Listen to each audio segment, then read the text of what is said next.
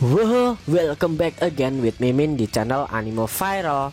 Fans One Punch Man silahkan merapat, karena di video kali ini kita akan membahas lanjutan cerita dari pertempuran antara Tatsumaki melawan Psichos mode Orochi. Yang di chapter sebelumnya Psichos mulai dapat dikalahkan dan dia menerima serangan telak yang Tatsumaki lancarkan. Lebih tepatnya kita akan mereview manga One Punch Man chapter 134.2 versi Read OPM atau mangaku yang udah keluar 11 September kemarin. Buat kalian yang belum nonton review chapter sebelumnya, bisa klik link di pojok kanan atas video ini ya. Dan buat kamu yang cuma ngikutin animenya atau tidak mau kena spoiler, Mimin sarankan mending stop videonya aja dari sekarang. Nah, di chapter 134.2 ini pertempuran serius antara Tatsumaki melawan Psichos mode Orochi telah mencapai akhir. Akan tetapi secara tak terduga terjadi sesuatu. Pengen tahu bagaimana detail ceritanya? Mari kita bahas. Pada awal scene, kita diperlihatkan Tatsumaki yang terus menyerang Psichos mode Orochi dengan cara memelintirnya menggunakan kekuatan telekinesis.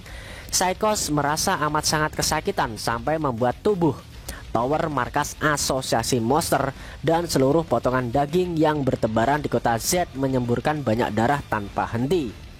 Untuk kesekian kalinya kita juga diperlihatkan sisi bulan yang mengalami keretakan akibat lompatan Saitama di anime season 1 dulu saat melawan Boros.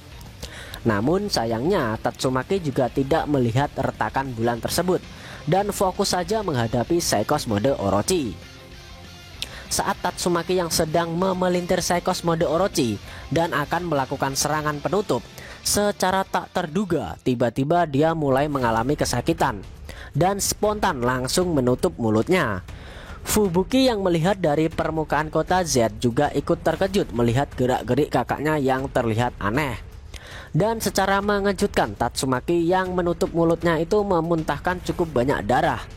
Genos yang berada di sebelah Tatsumaki juga ikut terkejut dengan keadaan yang sedang terjadi dengan pahlawan pemilik telekinesis terkuat itu.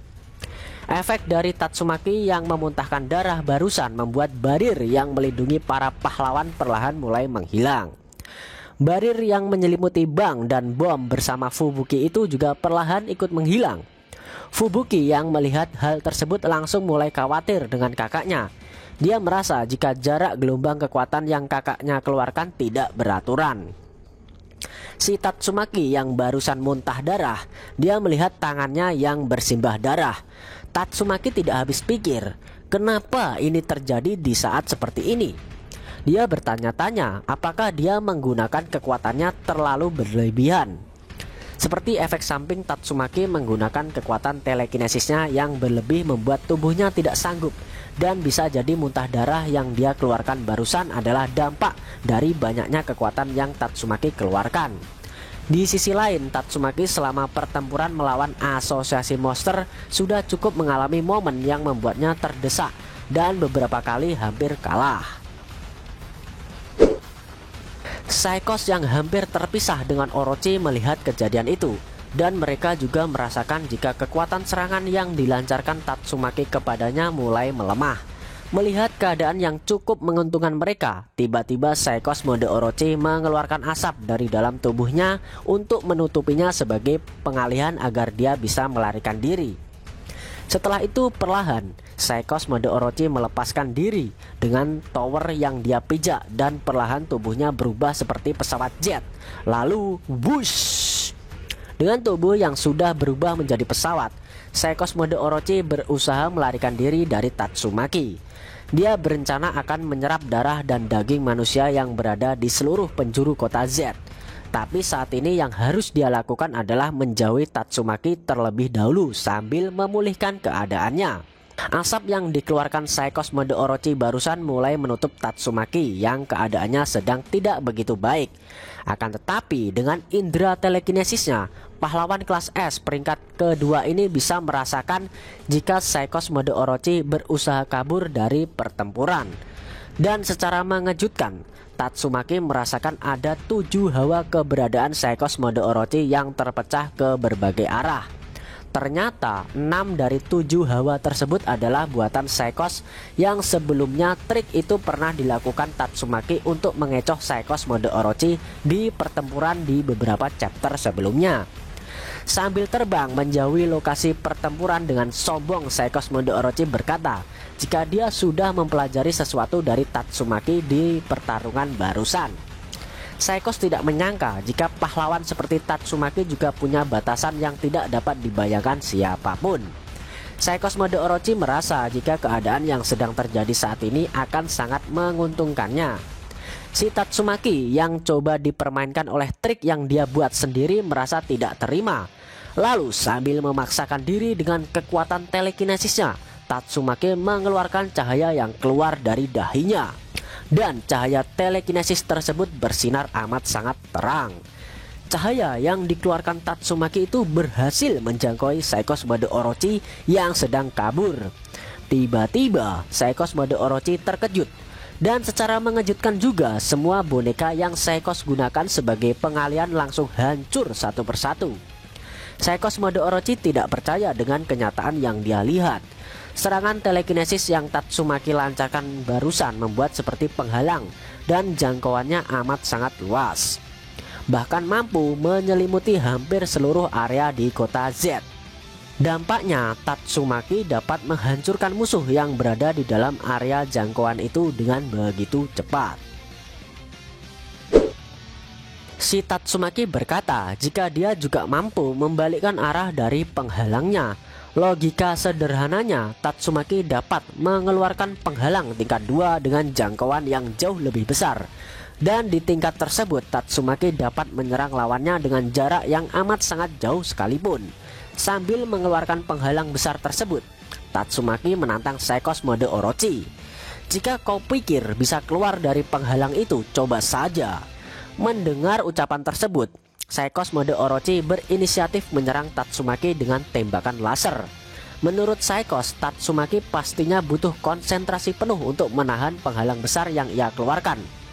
Apalagi keadaannya sekarang sedang tidak baik. Saikos berencana menyerang Tatsumaki tepat ke arah jantungnya dan menurutnya semua pasti berakhir. Cus, truat. Tembakan laser tersebut menusuk tepat di jantung pahlawan kelas S peringkat 2 itu. Akan tetapi secara mengejutkan yang Saikos serang itu barusan adalah boneka buatan Tatsumaki untuk memancingnya keluar dari persembunyian. Tatsumaki yang melihat hal itu tersenyum dan akan melancarkan serangan ke arah Saikos. Saikos mode Orochi terkejut. Dia tidak percaya jika bakal terkena jebakan milik Tatsumaki lagi. Namun tiba-tiba ada seseorang yang melancarkan 2 serangan laser dari belakang Tatsumaki dan menyerang Saikos mode Orochi. Cus, cus, duar. Serangan laser tersebut mengenai Saikos mode Orochi dan membuatnya berteriak kesakitan. Tatsumaki yang melihat serangan laser itu dan bertanya-tanya siapa yang menyerang barusan, sedangkan Saikos semakin marah. Pahlawan siapa lagi yang ikut andil dalam pertarungannya ini?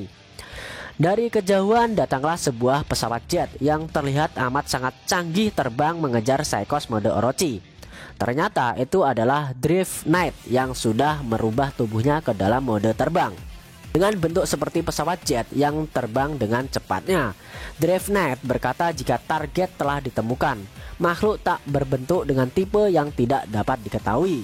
Dia menambahkan untuk mulai mengumpulkan sampel. Seperti setelah berhasil menangkap monster Nyan, Drift Knight berencana menangkap Saikos mode Orochi untuk dijadikan percobaan atau eksperimennya sendiri, guys.